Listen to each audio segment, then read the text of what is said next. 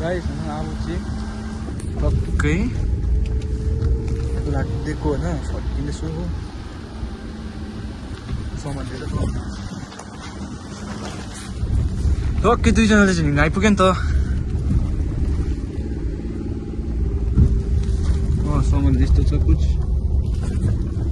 यहाँ भोटे भाइको हालत खराब भइसक्यो के भन्नु छ दाइ भोटे भाइको ब्लगमा लाइक सब्सक्राइब गरिदिनु है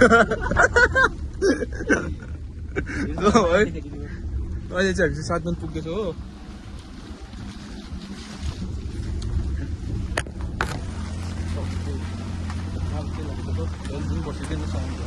बल्ल बल्ल सामान पाएँ हो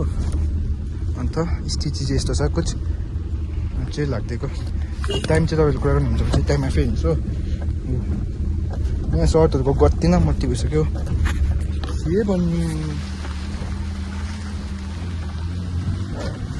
जोस यहाँको